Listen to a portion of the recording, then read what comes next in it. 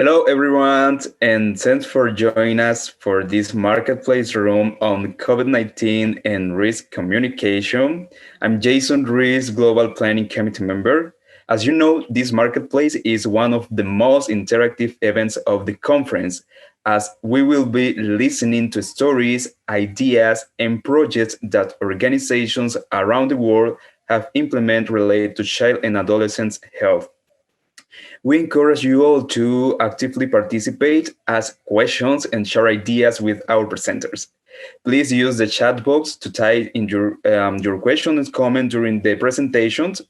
If time allows, a couple of people may be able to use their microphone to participate after each session. In the meantime, you can send questions through the chat. Our speakers are Asrat Dibaba Tolosa from World Vision Canada, who will kick off this room session, followed by Jitendra Awal and Rina Dave from Group Polio Project India. And last but not least, we will have Nicole Weber, Abilov, and Meraz Rahman from Save the Children, Mercy Corps, and Heller Keller, respectively. I will be sharing a bit more about our speaker before each session. So without further ado, I will hand over Asrad, who will be presenting integration of COVID-19 response in an ongoing maternal and child health and nutrition program in Bangladesh, Kenya, Myanmar, and Tanzania. Successes, lessons learned, and challenges, and their experience around this theme. But who is Asrad? So what? One second, please. Okay, Asrad is a medical doctor and public health specialist. Over the past 2 decades, he was worked in a wide variety of professional capacities in both government and non-government sectors.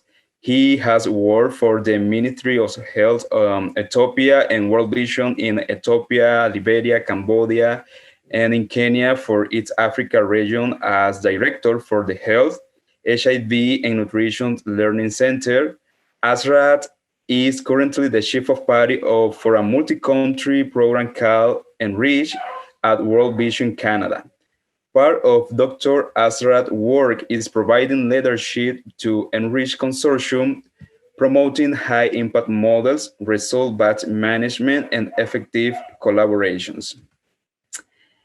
Okay, over to you, Asrat. Thank you very much, Jason, for that kind, generous introductions. Greetings, everyone, and welcome to our marketplace session. In the next 20 minutes, I will be sharing the experiences of Enrich Program as we integrated COVID-19 response and implement these integrated programs in 4 countries which are listed here, Bangladesh, Kenya, Myanmar, and Tanzania. Just to give you a background of the program is called Enrich, which stands for Enhancing Nutrition Services to Improve Maternal and Child Health in Africa and Asia. And we are implementing this program in 4 countries, in Africa, Kenya, and Tanzania, and then in Asia, also in Bangladesh and Myanmar. We have also a public engagement component here in Canada, through which we are trying to increase awareness of Canadians on maternal, newborn, and child health situation in low-income countries. The overall funding of the program is around 52 million Canadian dollars.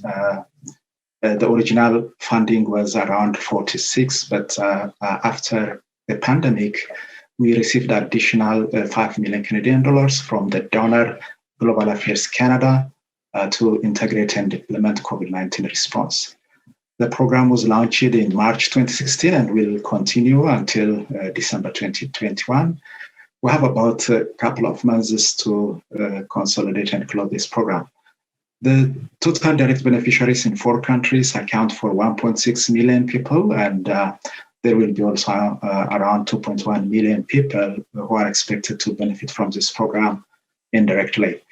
These are our partners implementing this program: Nutrition International, the Harvest Plus, the Canadian Society for International Health, and University of Toronto, the Lalana School of Public Health. The overall outcome of the program is to reduce maternal and child mortality in targeted regions of the 4 countries. Sorry for the errors. We had Pakistan, but we had to close the Pakistan program halfway due to the closure of World Vision in that country. So we have 3 intermediate outcomes. The first intermediate outcome focused on delivery of gender-responsive essential nutrition and health services for mothers, pregnant women, newborns, and children under 2. And under this outcome, after the pandemic, we have integrated COVID-19 response.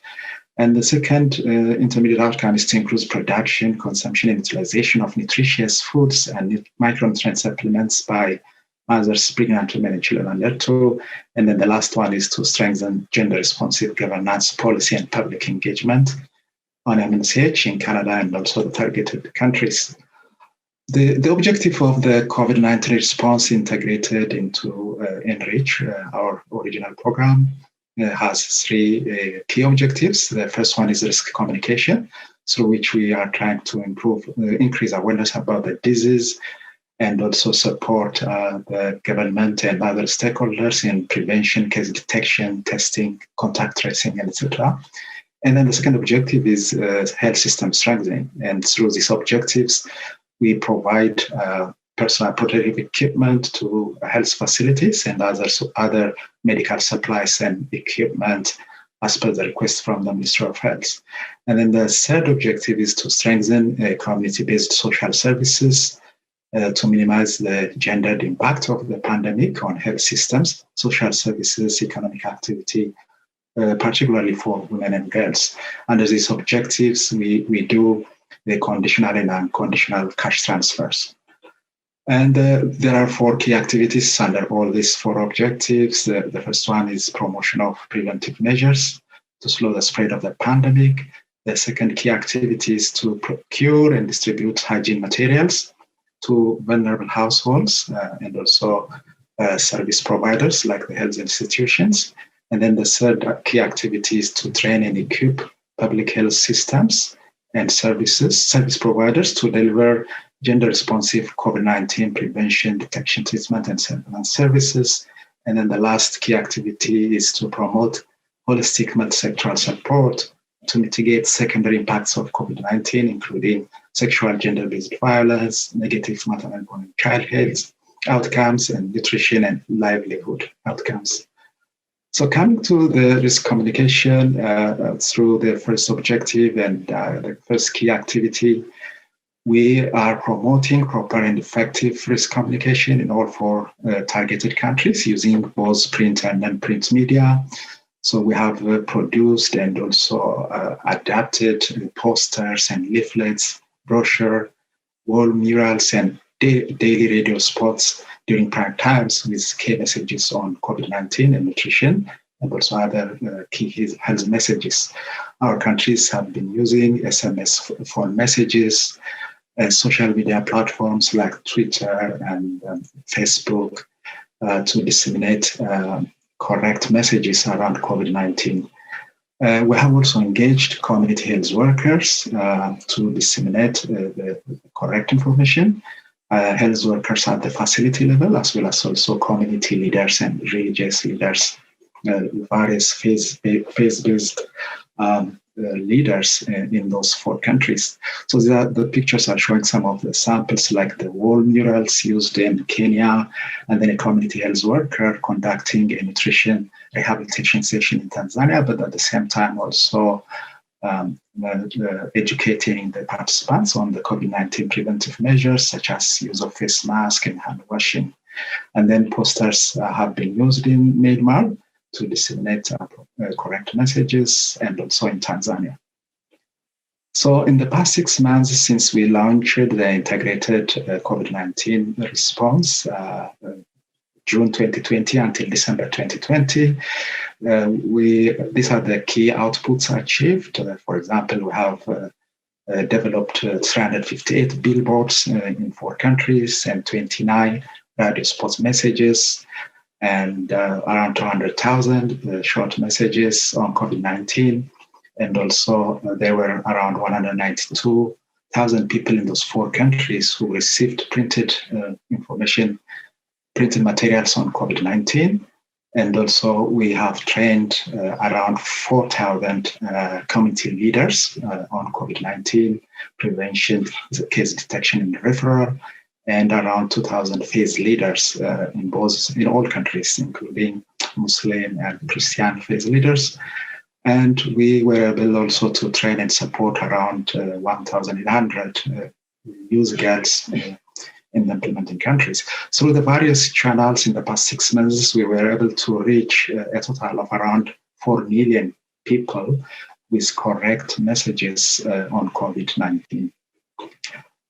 Some of the challenges we are facing as we do, this program is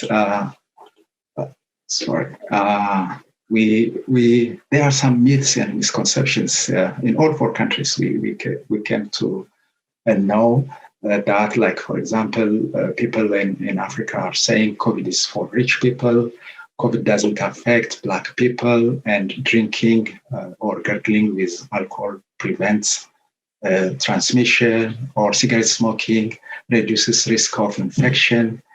And COVID doesn't spread in hot, warm, and humid environments. And COVID is a punishment from God. These are some of the misconceptions and myths which we are combating in all those 4 countries. So our risk communication and community engagement. The other one is we are using mainly digital communication, and as you know, especially in remote areas, there are no networks, or the networks are poor, and there are also many people who don't have phones or radios. And as well, a lot of the communication materials are developed or are available on English or major languages, but there are also communities which are not using these major languages. So translation has been difficult in terms of resources and availability of experts to reach those people who are not using major languages. The other one, we have seen also to some extent some fatigue, since the transmission is digital and one way and not interactive. So we have seen some people not really reading the messages or listening to the messages transmitted through the digital means. The last one is in most of our countries, the health volunteers are not paid by the government. They are not receiving incentives, so it has been difficult to keep them working in risk communication due to lack of that incentive. These are some of the other activities we are doing other than risk communication, as I mentioned, like the distribution of personal protective equipment and medical supplies, like oxygen tanks and detergents and etc. for health facilities. At the same time, we're also promoting production of nutrient-dense vegetables and fruits, like the orange sweet potato, to ensure food security. And there has been also local production of reusable face masks, which we distributed to the communities to prevent transmission. In Kenya, we were able also to train communities to produce liquid soap locally and sell that with affordable price to the communities. And then they are using the income to support the groups, and as well as now the soap is available in the communities, which help to prevent COVID transmission, also improve other hygienic practices. That's in brief of my presentation. If you wish to engage with us further, I have listed here the contact addresses, or you can also visit our website, the 1000daysjourney.ca, and we acknowledge also the donor of this program, the Global Affairs Canada. Thank you so much. Thanks, Asrat. Now, Jitendra and Rina will talk to us about community action groups, an instrument of community engagement for risk communication and addressing stigma due to COVID-19. Jitendra is a development professional with more than 29 years of experience in various capacities in leading health, nutrition, and development projects, building NGOs, partnership, capacity building of frontline health workers, and strengthening community engagement in public health programs are the key areas of interest. For the past 16 years, as Deputy Director of Core Group Polio Project India, Jitendra has contributed in designing strategy, government relations, hiring and capacity building of senior management for programs in India, Nepal, Afghanistan, Nigeria, South Sudan, Kenya, and Somalia. He has contributed to several publications in international journals and conferences. Rina is a development communication specialist for more than 28 years of experience on reproductive, maternal, newborn, and child health, HIV, routine immunization, and polio programs in India and Africa. She has expertise and experience on SBCC, including developed communication strategies, tools, and capacity building initiatives for various projects. She has worked with CARE International, UNICEF, World Health Organization, and currently with Core Group Polio Project India as Communication Director.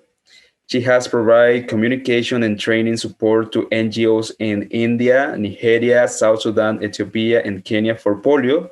She's master's in journalism and mass communication and graduate in applied art. Jitendra? Okay, thank you. Sorry, Jitendra won't be able to join this as he has concurrent session going on in the other room. So on behalf of my colleague Jitendra and our director, Dr. Roma Solomon and Manoj, I'm presenting this session. So thank you very much for giving such a wonderful introduction. I'll take you through with my presentation on community action groups, which has been found instrumental for community engagement for risk communication and addressing stigma during COVID-19. So as you know that in COVID-19 pandemic, that has created a devastating impact on health systems and among our communities, on various aspects, basically ignorance and misinformation that has been floating around, which has created a stigmatization, especially on individuals and families. There was social boycotting, loss of livelihood, inability to access essential health services, and all of the above resulted in people avoiding testing, treatment, and quarantine facilities.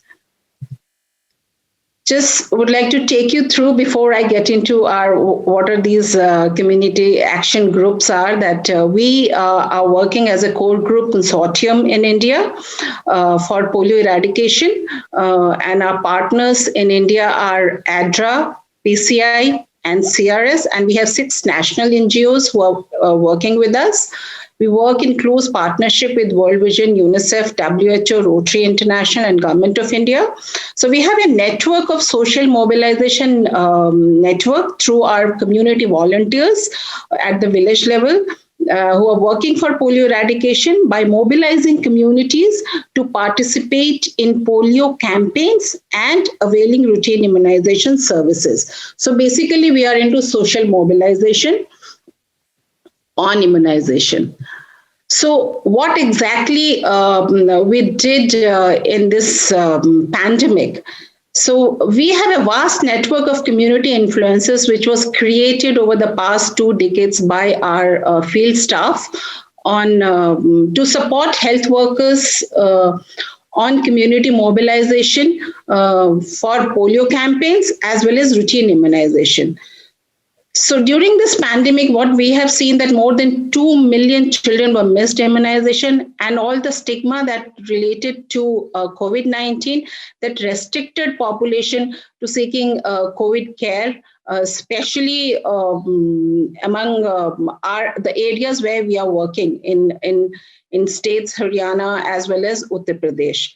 So who are these people who are these community influencers that we have created? So these are village heads from the same village, health workers, school teachers, religious leaders, ration dealers who are from public food distribution department, shopkeepers, local quacks, doctors, individuals. Individuals, I mean, is people who have influence at the community level, as well as among families and the communities. So they were also taken as an influencers in our program. So these influencers, actually, we've been working very closely with them since last 2 decades. So how we came up with these community action groups? We were getting a lot of feedback and a lot of queries from the field regarding COVID, regarding immunization that our children have missed. So our field staff were not able to, reach those population. So we thought, why can't we use these influencers who are already in the field? So that's how these community action groups were formed. I mean, they were institutionalized as a community action group to promote immunization as well as to combat fear and stigma related to COVID-19. So what does exactly this group consist of, and how did we train them? So normally in a normal situation, what happens is there are like 10 to 15 people who come together and they help families, members in their communities. But in pandemic or emergencies such as COVID-19, this group is normally made up of just 4 to 5 members as per the guidelines, who work together and act timely. Because this is very important that we need immediate action and immediate support. So how they were trained? So our field staff, they were oriented with a very simple messages and doable actions that can be planned and done by these influencers. So as a result, they were training these influencers over the phone, as well as some of them through face-to-face wherever it was feasible. So they literally did it virtually as well as in-person orientation of these influential people.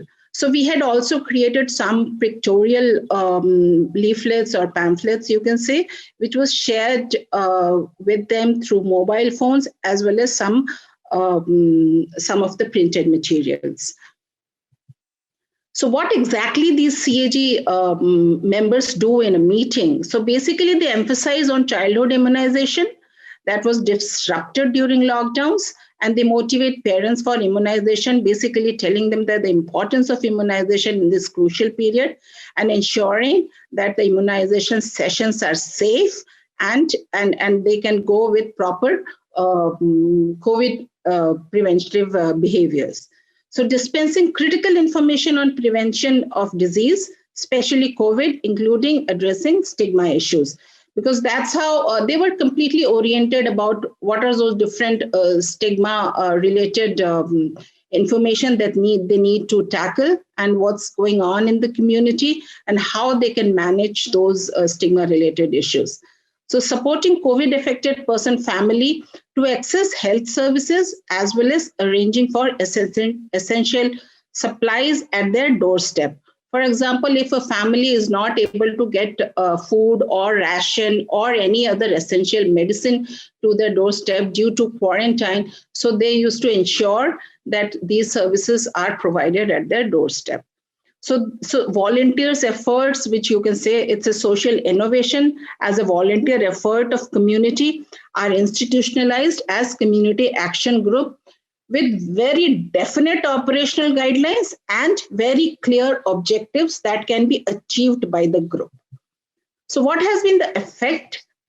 The effect has been very, very, very useful to dispel myths, clarify doubts and concerns of the community. Assisted over now it's more or less 4,000 COVID-affected families that have been provided support in assessing food and healthcare services. And so far, our field staff has created more than 500 community action groups in various provinces and districts of our catchment area.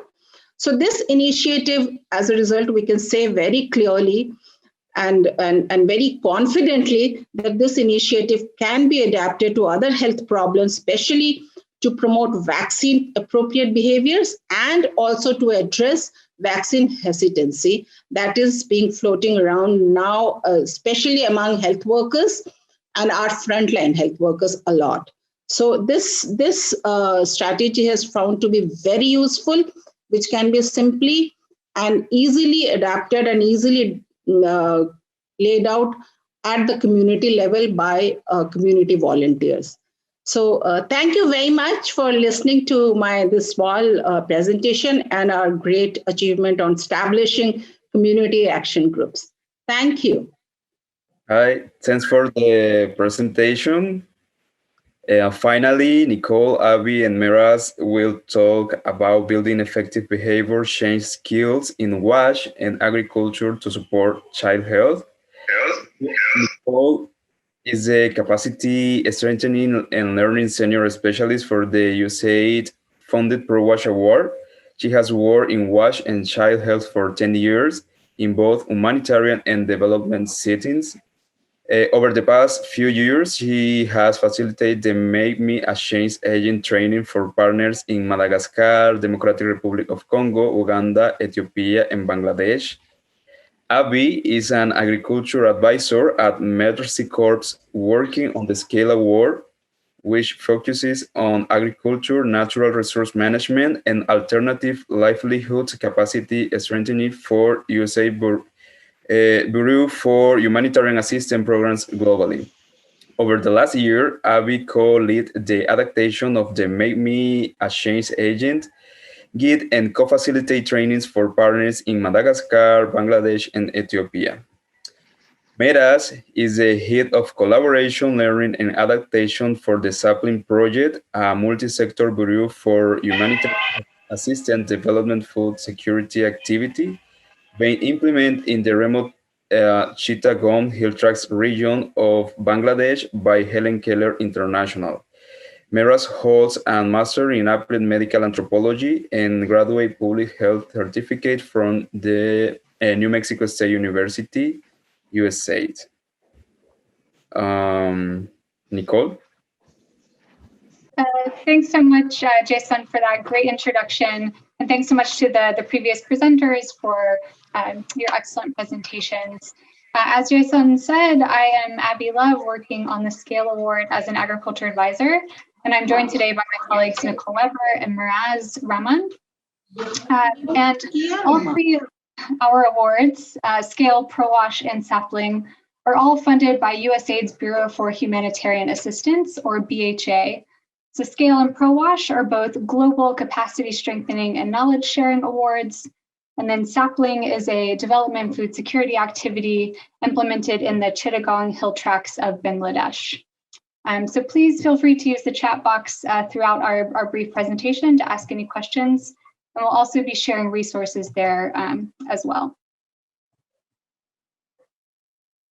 So here's us, as we've already mentioned. And we want to start off the session with a quick poll. So I think we have that queued up. And we'll ask, thinking about over the past year, COVID-19, what has been the most effective social and behavior change technique that you or your teams have used in your response? We'll give you just a minute to answer the poll, and then we'll share back with all of you to see the results. Okay, great. So hopefully all of you can see these results, that communicating with empathy and respect and more general effective communication came out really strongly as the top. And we'll come back to these results just a bit later. Thanks so much for participating.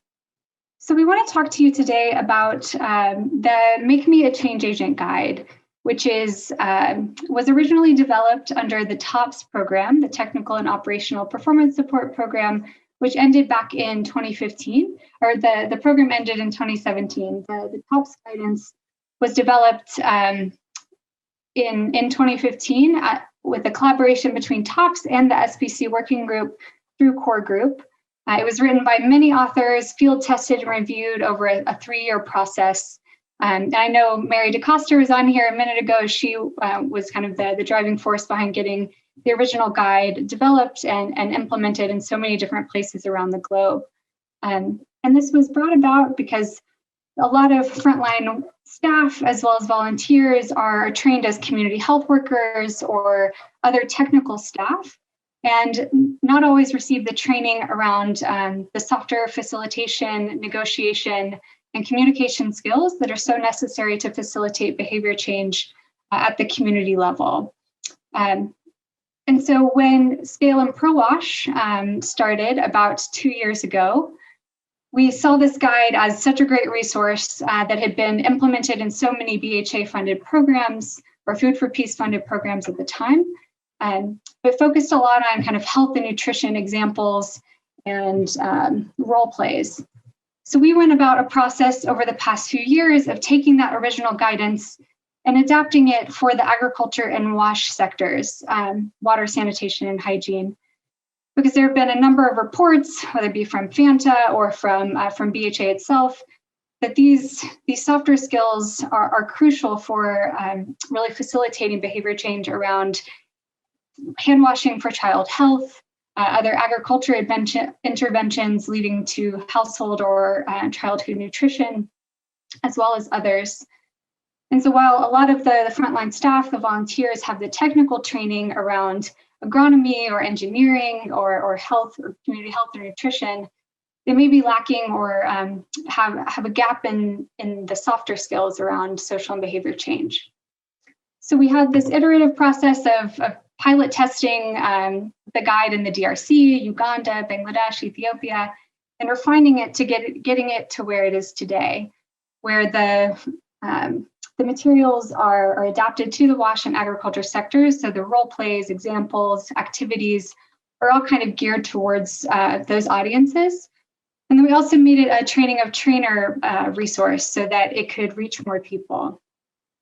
So now the guide is in English and in French on the FSM network. It is being translated into Amharic right now. We also have a tips for adapting the guide in COVID-19 and a lessons learned document from our full process of piloting this and doing the training in so many different places. So that's kind of a brief overview of what the guide is, how it came about, and I'll pass it over to Nicole Weber to dig a little deeper into what's in the guide. Nicole? Great, thank you so much, Abby. Now we're going to take a few moments to look at the content of the guide. We consider these fundamental lessons to be on communication, facilitation, and negotiation. Other lessons can be added to the training program to really complement the skill sets of the staff and partners and to fit the needs of the project.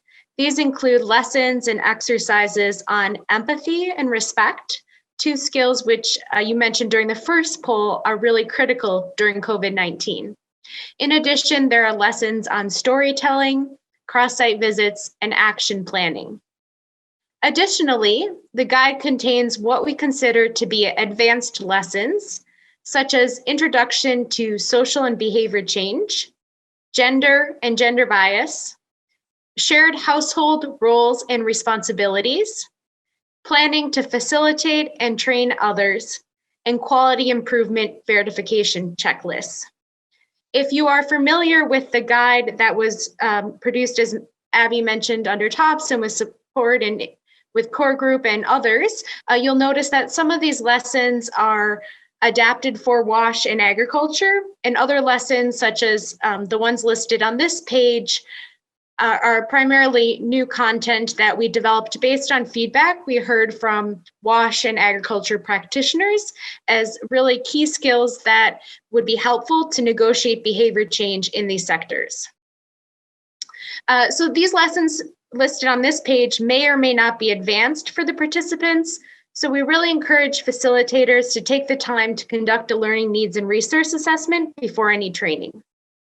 This modular approach means that selected lessons can be delivered together during a typical 3 to 5 day training, or since each lesson is standalone, you can really deliver lessons over weeks or months in shorter sessions to really focus on continuing education and mentoring. Engaging participatory techniques, including role plays, brainstorming, small group exercises, and practical activities are at the core of this training, and effective adult education techniques are modeled. Some ask, how does this training fit into the WASH and agriculture, social and behavior change toolbox? We feel that many resources are focused on how to implement project activities. So how do we do formative research? How do we develop a strategy and implement activities? How do we monitor WASH behavior change? Whereas MMCA, or Make Me a Change Agent, is really focused inward. So thinking about what changes do I, as a staff or a volunteer, a community member, need to make to really be an effective change agent. During COVID-19, there's limited time for capacity strengthening, and ProWASH and Scale as capacity strengthening awards funded by USAID, Bureau for Humanitarian Assistance, really recognizes that there is this limited time. Yet we heard from you during poll 1 that many of these skills are so critical during your risk communications and your activities during this pandemic. So due to the modular format, you'll know exactly how much time you need to carry out this training, whether it's in person or virtually, and you're able to roll it out in shorter sessions rather than pulling staff away from activities for an entire training week. We have some great tips on how to use this training as part of your risk communications during COVID-19 and your WASH and agriculture activities, and these are available on the FSN network. So one example in Ethiopia, we trained participants right before the pandemic was declared. During post-training monitoring, we heard that they used these skills such as understanding barriers to behavior change, effective facilitation, communication, and respect to adapt and respond to COVID-19 at the household, at the health facility, and during food distributions. Management highlighted the number of these skills, such as empathy and negotiation, have been particularly important during COVID-19 response work. Now I'll turn it over to Miraz, who will share from Bangladesh's experience. Hi, everyone. Thanks, Nicole. So my name is Miraz, and I work for Helen Keller International at its country office, Bangladesh. And we're a USAID-funded sapling and Bani project. It's in the southeastern region of Bangladesh, hilly, mountainous and remote terrain.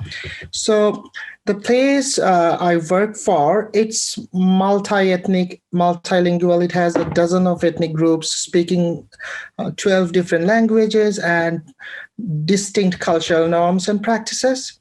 So the project today, what I'm going to be talking about is a chapter from the Make Me a Change Agent, and it's called Storytelling for Behavior Change. And I'm going to talk about how we use that negotiated behavior change, one of the skill set, to help the 1,000 mothers for the improvement of the exclusive breastfeeding practices. So what we basically did, since it's a multilingual and multicultural groups, and during COVID, we had very difficult times to get to those community reaching out. And since we have been working there for 5 years, so we took the advantage to identify the early adapters and the positive deviants, the mothers who have gone through training under our MCHN component for 2 years, who had practiced exclusive breastfeeding, and approached them to provide a testimonial. So what's a testimonial? It's when a person tells true personal story about their experience with a particular product or behavior, the problems they encounter, the challenges, how they overcome those barriers, and provide as much as examples.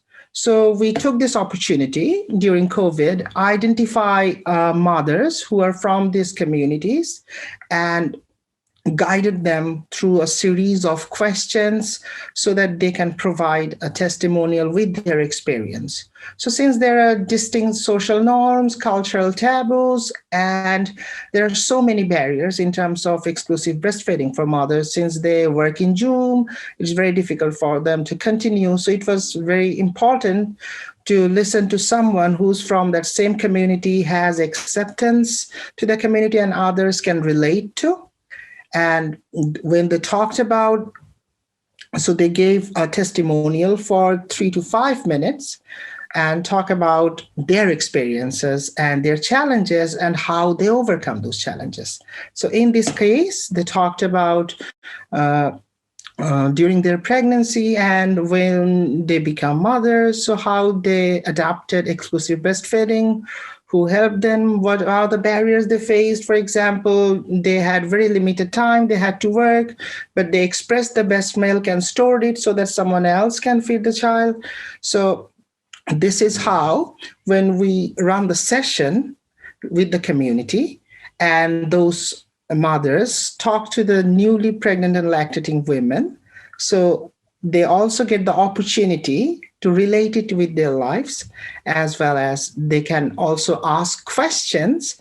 So it became an essential approach of the risk communication. It brings out the community engagement and it opens up a dialogue, and it also gives a little more credibility since it's a multi-diverse post-conflict region. So listening from someone who's from your community and adopted a particular behavior, and which we found very effective. And we are planning to incorporate this with our adolescent girls and their health, since menstrual hygiene is very important.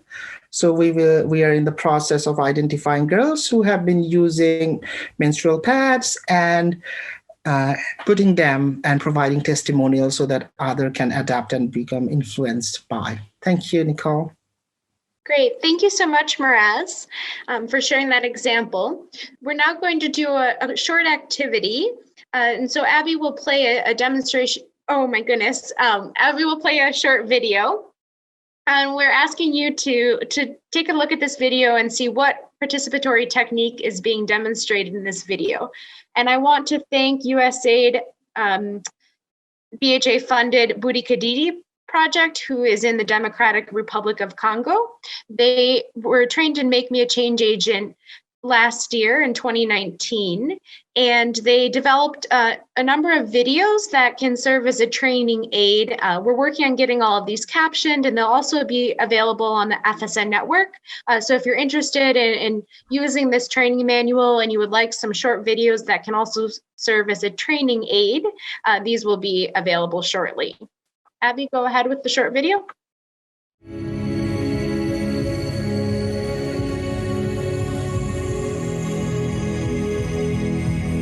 Aujourd'hui, on parle sur comment se laver les mains. Donc, le lavage des mains. On va parler tout au long de notre séance sur le lavage des mains, les 5 moments critiques de lavage des mains, que chacun soit capable de les pratiquer. N'est-ce pas ça? Donc c'est ce que nous allons faire aujourd'hui. La démonstration sur les étapes de lavage des mains et le pourquoi se laver régulièrement les mains.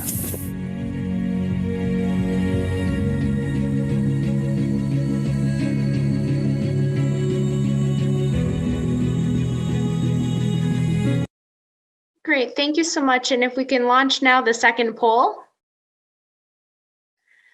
Great, so after taking a look at the short video, what participatory technique is being shown in this video? Illustration, small group discussions, voting, 1, 2, 4 brainstorming, demonstration, or take a stand. Great, so yes, this was a demonstration, and I also gave it a little bit away when I was introducing the video, so apologies for that. So this is one of the training videos that Budi Kadidi produced that will be part of the content that you can use. If you're interested in learning more about how to use Take a Stand or 1, 2, 4 brainstorming or using illustrations, we really encourage you to download the facilitator guide. Part of this training is really focusing on, in order to be an effective behavior change agent, we have to use participatory, engaging techniques that are appropriate when working with adults.